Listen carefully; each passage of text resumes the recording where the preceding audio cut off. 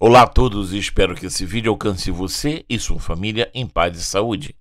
Bem-vindos ao terceiro vídeo de sensores da nossa série Componentes. Se você ainda não é inscrito no canal, peço sua inscrição, seu like e também o seu comentário. E sem mais demoras, vamos ao nosso vídeo. Pau na máquina, bons estudos! Bem, então vamos à nossa terceira aula sobre sensores e agora falando sobre sensores de umidade. Bem, sensores de umidade medem a umidade relativa do ar ou em um ambiente específico. Utilizam capacitância, resistência ou métodos ópticos para realizar a medição. Bom, vamos ver primeiro os tipos capacitivos. São projetados para medir a umidade relativa do ar, são frequentemente utilizados em controle de climatização, equipamentos meteorológicos, sistemas de irrigação, monitoramento ambiental e outros tipos de monitoramento. E aqui temos um sensor capacitivo com o invólucro dele, certo? Temos aqui 4 terminais e na realidade só são usados 3, um positivo, um negativo. Eu só não sei a ordem agora, não me lembro, mas desses 4 são 2 para alimentação, um positivo e um negativo, e o outro a saída de sinal que vai indicar através de uma tensão que vai estar ali na casa dos milivolts, que qual é a umidade relativa do ar, certo? Aqui também temos um outro capacitivo, estou dando aqui alguns exemplos para vocês, porque a forma deles também vai mudar muito, que também são 3 terminais, esse aqui já são 3 terminais, e são os 3 usáveis, com 2 para alimentação e 1 de sinal. Este aqui já é um capacitivo, mas com apenas 2 terminais. E este aqui geralmente são tipos usados na indústria. Por quê? Os outros 2 anteriores, este e este, tem um circuito eletrônico, né? A parte capacitiva, que é sensível à umidade, que vai dar ali o registro. Depois um circuito eletrônico que vai trabalhar essa informação, ou seja, através da capacitância que ocorre nesse sensor, ele vai transformar isso num sinal de tensão, e aí aqui nos terminais vão sair a informação que nós precisamos para poder saber qual é a umidade. Neste aqui é a mesma coisa, é um circuito, é um bloco sólido, só que um circuito num bloco sólido.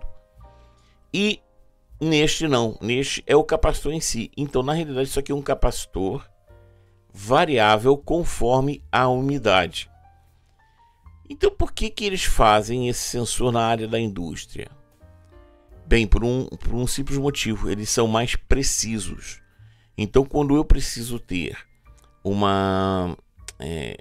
monitoramento assim, muito preciso da minha umidade, por exemplo, vamos dizer aqui uma estufa de secagem, uma climatização de um processo industrial qualquer, onde eu tenha que ter de maneira precisa esses dados recolhidos. Geralmente usamos capacitores desse tipo. O circuito, ou seja, isso aqui é um capacitor, na realidade é um sensor, mas é apenas um capacitor. Aqui eu vou ter um sinal capacitivo em vez de uma tensão, porque aqui eu não tenho um circuito eletrônico, eu tenho basicamente aqui o capacitor, né? E aqui sim eu vou montar o meu circuito lá dentro do meu projeto, para que eu possa recolher com maneira mais precisa e mais constante os meus sinais, ok? Aqui tem outro sensor capacitivo, mas esse sensor aqui vocês vão encontrar muito para vender, para você poder fazer projetos. Ou seja, quando você quer desenvolver um projeto ou fazer um projeto de baixa escala, ou seja, de algumas unidades ou uma única unidade, se for o caso, você compra esses sensores e vocês podem ver aqui que ele tem aqui GND, né? Tá pequeno, mas aqui o primeiro pino é GND. O pino central é o VCC, ou seja, o mais B, que é de 5 volts. E a informação, o AOUT, né? Que é a saída que vai me dar exatamente o background do que está acontecendo em relação de umidade. Notem que esse aqui ele funciona como um espeto, tá vendo? Você pode espetar no solo, né? Tanto é que tá aqui capacitivo solo sensor, né? Ou de mistura, né? Ou seja, para ter ele trabalha com contato, né? É melhor que ele trabalhe com contato. Aqui ele vai medir a umidade do ar. Quais são as vantagens dele? Rápida resposta às mudanças na umidade, boa precisão, estabilidade e baixo consumo de energia. Por se tratarem de capacitores, o consumo da corrente é pequeno, né? Então, o que acontece? Nós sabemos que o capacitor carrega e descarrega conforme alterações ali no circuito. Então ele mede, está medindo ali. E na realidade só vai ter corrente por ele quando essa umidade se alterar. Então vocês já podem entender por que é baixo consumo, né? Ou seja, só quando há alterações é que ali há uma corrente elétrica novamente. E aí essa corrente elétrica é acurada pelo circuito eletrônico e vai me dar a nova medida, né? Normalmente quando ele estiver estabilizado, nós vamos ter aí um consumo quase que infinito, ínfimo, né? Não é infinito, ínfimo, de corrente elétrica. Resistivos. Os resistivos já usam uma variação resistiva para poder medir a unidade, como diz o próprio nome. Sensores resistivos ou de resistência medem a umidade relativa do ar através de variações na resistência elétrica de um material sensível específico. Bom, temos aqui, veja que esse sensor é parecido com o último capacitivo que eu mostrei para vocês. Só que há uma diferença aqui. Veja que nós temos aqui apenas 2 eletrodos, né? Um vem para cá e outro vem para cá. E esse aqui também é para você, por exemplo, espetar num solo ou num líquido ou numa solução qualquer para verificar a umidade presente naquele ambiente. E o que acontece aqui? Vai ser basicamente, tá, a resistência entre esse eletrodo e esse eletrodo, né? E através dessa resistência, né, o que acontece? Esse meu circuito aqui vai capturar essa resistência existente e vai me transformar isso num sinal. É a mesma coisa, VCC, GND, e tem aqui os sinais de saída. Pois bem, ele vai usar o próprio ambiente como isolante ou condutor passível de umidade, vamos dizer assim, para poder funcionar. O capacitivo não, o capacitivo o ambiente vai alterar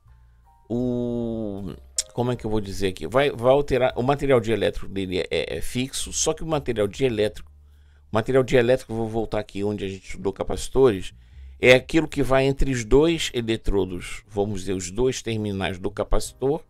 No meio vai acontecer um material dielétrico ali. No capacitor comum, o material dielétrico é fixo, ele tem a mesma propriedade. No sensor de umidade, o material dielétrico ele é sensível à umidade, ou seja, a umidade altera as características dele. E aqui no resistivo, o material aqui é que vai gerar a resistência.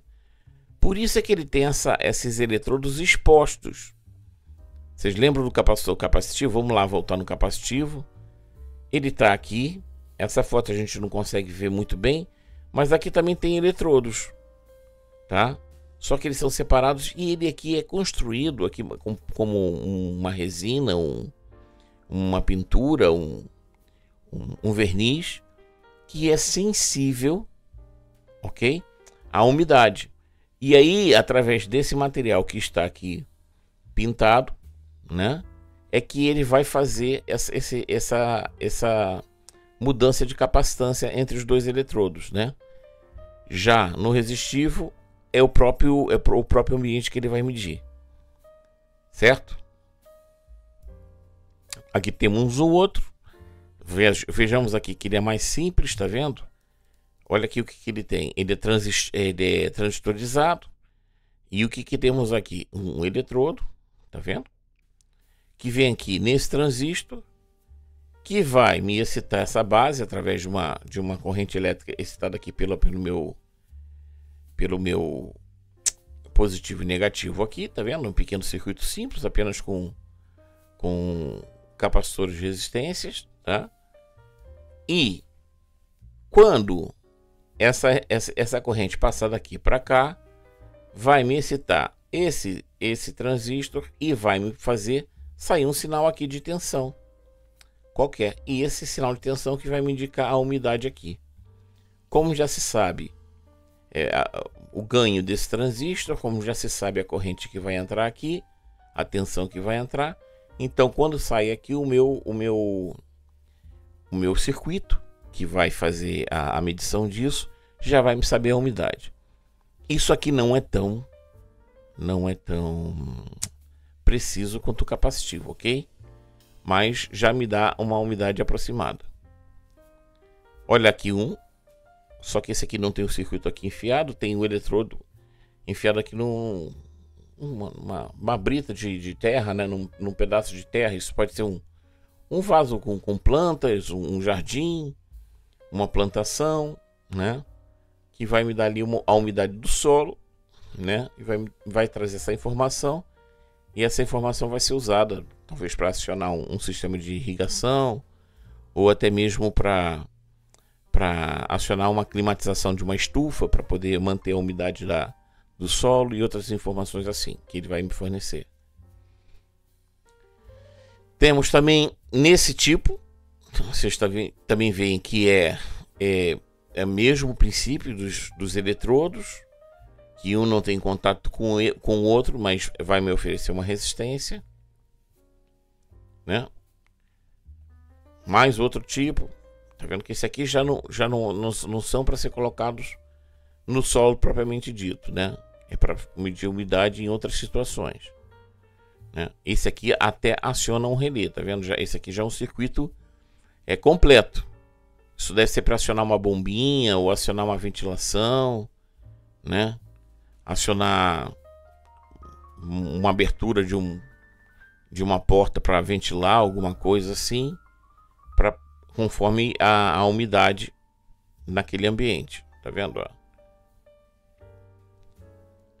E temos também o óptico. O sensor óptico, ele é muito interessante. Temos aqui um modelo, porque ele usa o infravermelho, tá? Para medir, isso aqui é especificamente para medir chuva. Não a umidade do ambiente, mas medir chuva mesmo. Índice pluviométrico. Urbano, como é que isso acontece? Esse sensor aqui é muito interessante porque ele tem aqui sensores de infravermelho, temos um circuito eletrônico, e através ele tem emissores e receptores, tá? Aqui dentro no circuito, e através, vocês veem que aqui tem uma lente, tá? E tem uma segunda lente, né? São duas lentes. Como eles sabem a distância daqui dessa lente perfeitamente, isso aqui é calibrado, né?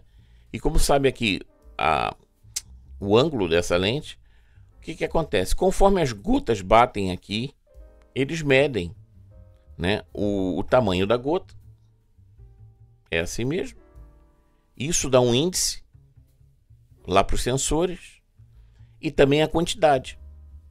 Como eles sabem a área, sabem o ângulo, e essas duas lentes permitem esse sensor viabilizar a medição da intensidade da chuva, também o tamanho das gotas, ou seja,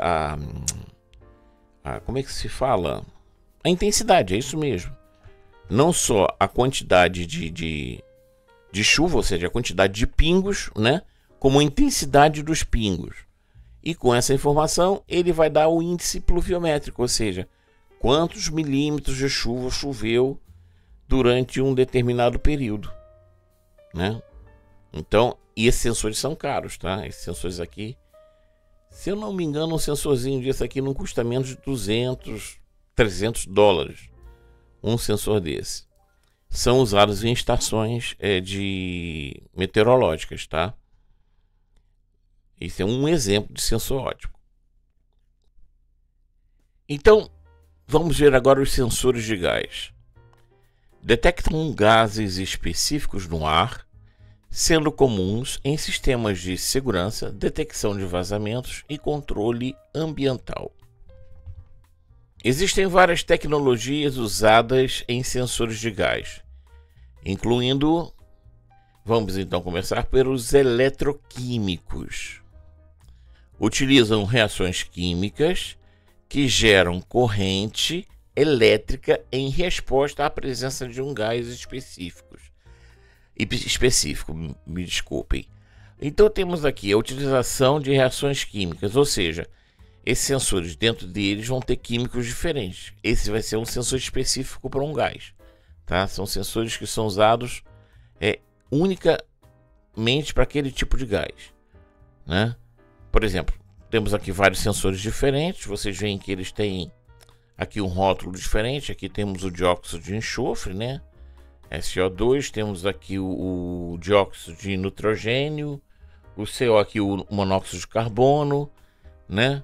Aqui não dá para ler o que tem lá atrás, mas vocês verem que cada sensor desse vai analisar a presença de um gás diferente, tá? Então, os químicos usados dentro dele são diferentes para cada gás, para cada tipo de gás que se quer detectar, né? Como é que eles funcionam?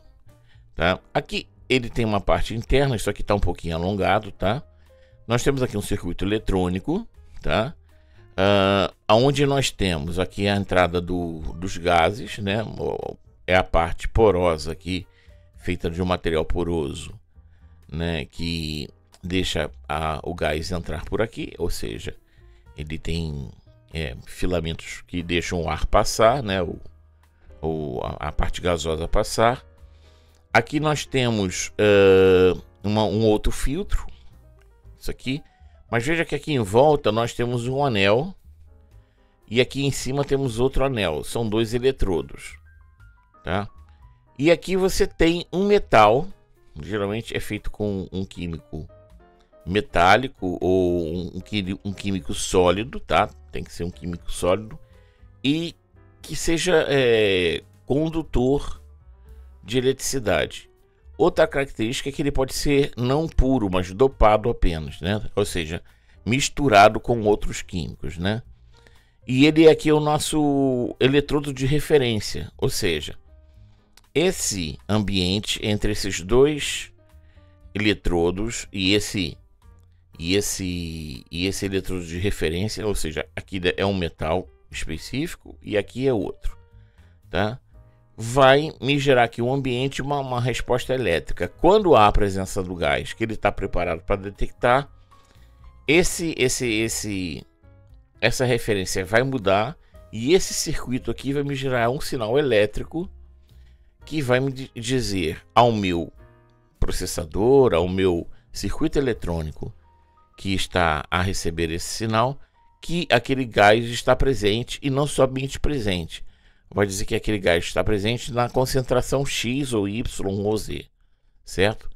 Vai detectar também a concentração desse gás, ok? Sensores semicondutores. Agora já são sensores com base em semicondutores. A resistência elétrica de um semicondutor muda quando exposto a certos gases, permitindo a detecção. Bom, isso aqui é fácil de entender, porque nós, como estudamos lá o nosso transistor, vimos que ele é dopado com materiais. Então, imagine que eu tenho lá minha junção NPN ou PNP, seja ela qual for, ou NP ou PN, entendeu? Pode ser aqui uma junção à base de um transistor, à base de um diodo, mas sempre vai ser uma junção semicondutora. E que eu tenho ali os dois materiais, o material P, naturalmente, que é dopado P, e o material N dopado N. Mas esses materiais podem ser dopados com diferentes materiais, né? Vimos que o silício, o germânio podem ser dopados com materiais diferentes, para que eles possam se classificar como P ou como N. E a diferença entre esses materiais e a combinação entre eles causam também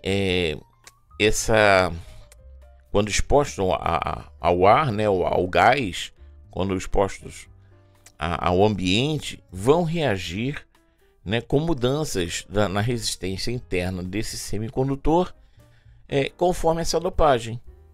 Então, se eu já sei qual tipo de dopagem que eu coloquei lá, se tiver certo gás lá presente, essa resistência ela já me é conhecida, e então eu tenho como conferir aquele elemento uma característica de sensor, de poder perceber certos tipos de gás.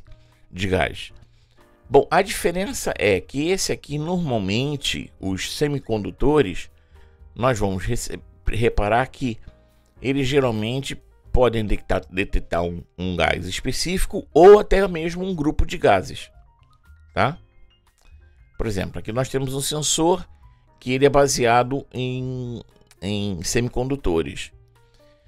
Esse sensor aqui, se eu não me engano, agora não lembro o modelo, mas ele vê vários tipos de gases diferentes, né? Então ele não detecta apenas um tipo de gás, mas vários deles. Temos outro aqui, parece ter um transistor, só que tem quatro terminais, né? E esses sensores aqui, agora só fazendo, eu ia passar já para outro slide, mas esses sensores aqui esse aqui principalmente se usa muito naqueles em módulos de sensores para usar em placas de projeto como Arduino ou placas PIC, porque como eu disse, eles já conseguem perceber um grupo maior de gases, entendeu? Também este aqui, sensores infravermelho para detectar gás. Esse aqui é interessante. Detectam a absorção da luz infravermelha por certos gases, proporcionando uma medida indireta da concentração, obviamente, desses gases. Aqui está um sensor de infravermelho de gases. Isso aqui já é um sensor industrial, tá? Nós temos aqui, não vamos dizer que isso é uma câmera, mas é semelhante a uma câmera, tá? Porque nós temos ali um receptor, um CCD, que recebe infravermelho, e conforme os filtros colocados aqui, né, a diferença desses sensores, que são mudados os filtros e mudadas as características aqui no receptor da câmera, que vai me dar a noção de gases presentes no ambiente. E isso é assim excepcional para a área industrial, tá? Muito utilizado na área industrial. Aqui nós temos uma câmera, literalmente. Esse aqui tem forma de câmera, jeito de câmera, e podemos dizer que é uma câmera, só que ele não recolhe imagens, ele recolhe dados de gases presentes. Inclusive esses sensores podem detectar a presença de gases, de fumos, né, de fumaça, né, melhor dizendo, né, de fumos, de fumaça, gases. Muito bom para ser usado em refinarias, áreas externas de indústria, onde você não tem um ambiente fechado, controlado. Então, são sensores que se prestam muito a esse tipo de uso. E aí temos também os sensores catalíticos, que baseiam-se em reações químicas catalíticas, que ocorrem quando um gás inflamável está presente, né? Temos aqui um sensor de gases inflamáveis, um sensor catalítico, né? Aqui é outro. Então vejam que eles podem mudar muito de forma, né? E como é que eles funcionam? Bom, eles têm aqui um catalisador, geralmente é usado a platina, tá? E um desativador. Literalmente, isso provoca uma pequena inflamação do ambiente aqui dentro. Eles têm aquela... Deixa eu voltar lá. Eles têm essa área porosa aqui. Isso é um material anti-chama. Ou seja, se lá dentro ocorrer uma chama, por mínima que ela seja, uma centelha, o ambiente externo não vai ser afetado por essa chama. Porque como ele é um sensor que funciona com uma área interna aquecida, ele tem que também se proteger para proteger a área de explosões, né? Então, o que tem aqui no sensor? Essas duas áreas, essa área ficam quentes e através da catalisação desse ambiente aqui é recolhido uma amostra, uma referência desses dois sensores, e aí se detecta a presença ou não de gases inflamáveis. Sensores de fluxo medem a quantidade ou velocidade de um fluxo de líquidos ou gases. Eu continuei com gases aqui porque os sensores de fluxo, eles podem tanto se prestar aos gases quanto ao líquido. Então eu coloquei eles aqui num grupo do gás, mas pode-se dizer também que é do grupo de líquidos, tá? Cruciais em sistemas de controle de fluidos e medições industriais.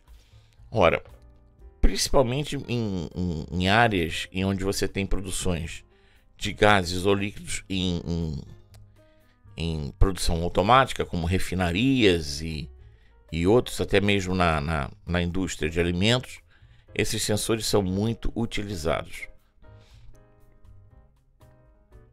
Aqui tem um que é o mais simples que existe, que é muito parecido com o hidrômetro que nós temos na nossa casa.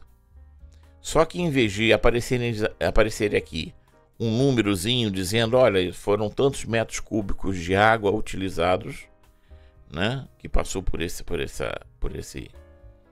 equipamento, aqui você tem uma tampa, tá vendo? Ela é hermeticamente fechada, claro, para caso seja gás ou líquido que passe por aqui, não vazar para a área externa. E você tem aqui 3 fios, a mesma coisa, um positivo, um negativo, e tem um fio amarelo que é o fio de pulso. Ou seja, aqui nesse tipo de sensor, ele é um sensor pulsante. É como se fosse aqueles contadores de pessoas, quando tem um cara ali contando a pessoa, que ele vai dando um clique em cada pessoa que entra. É exatamente isso. Cada giro que isso dá um certo número de pulsos aqui, e aí o meu processador tem condição de saber quantos metros cúbicos daquele gás ou daquele líquido passou por ele.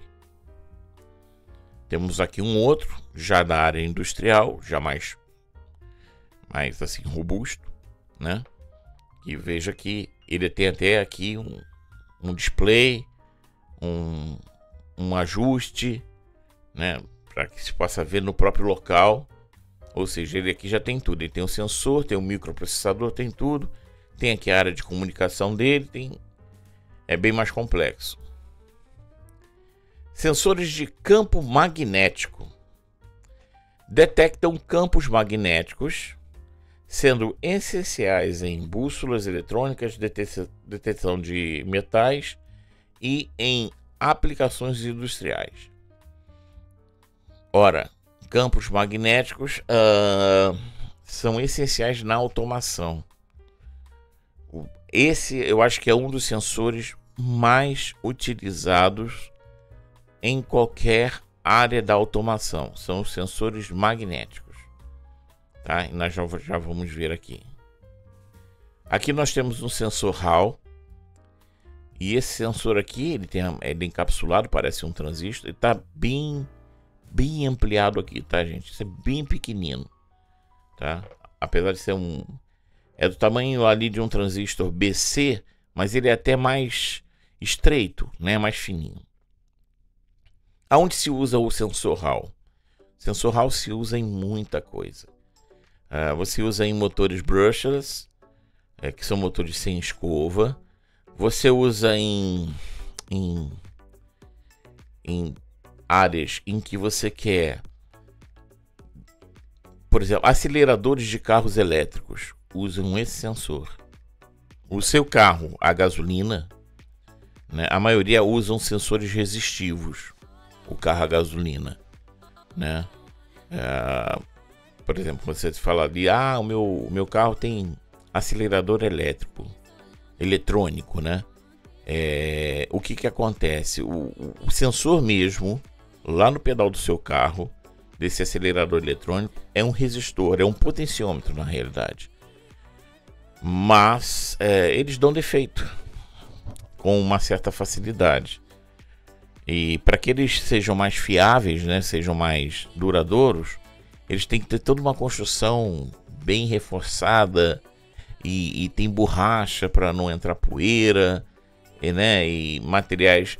E o sensor Hall é um sensor que você constrói com facilidade um acelerador, por exemplo, né, com boa precisão, aliás, com ótima precisão e com uma taxa de defeito muito pequena. Ele é muito confiável.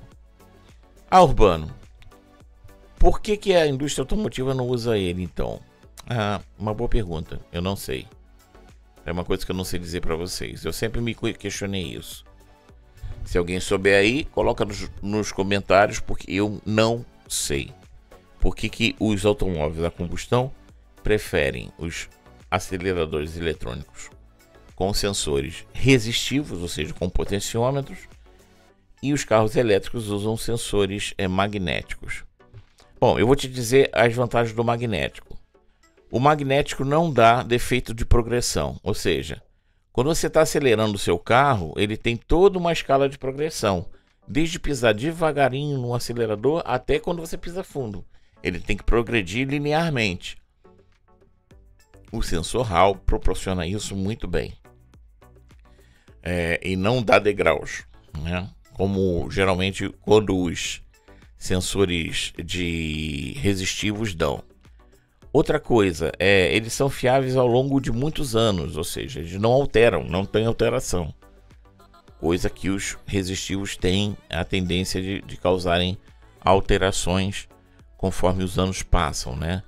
O contato ali da resistência com as pistas vai desgastando as pistas e vai se alterando ali o valor, né? Ou seja, ele vai ficando alterado conforme o tempo. É bem certo que os primeiros sensores Hall, o que acontecia com eles? Eles detectavam ou não detectavam a presença do campo magnético, né? Deixa eu passei aqui.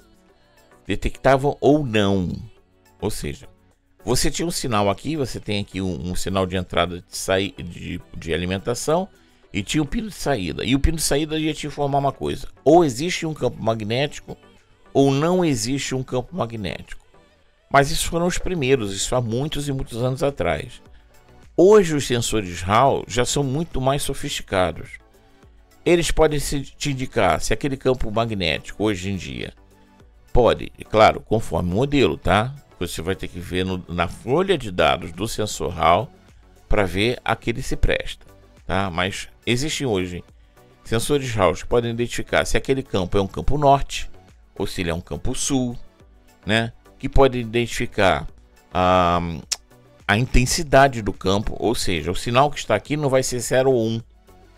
Ele já vai ser um sinal que indica a intensidade, se aquele campo é um campo muito fraco, se é um campo a menos, se é um campo médio, entendeu? Com grandes degraus, com muitos degraus, tá?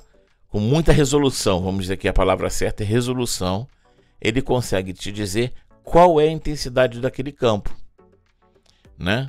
Então, em vez de dizer só se ele está presente ou não, ele já te diz se é um campo norte, se é um campo sul, já te diz a intensidade, Ou seja, já mede muitos outros aspectos do campo magnético, coisas que os primeiros sensores Hall não faziam, tá?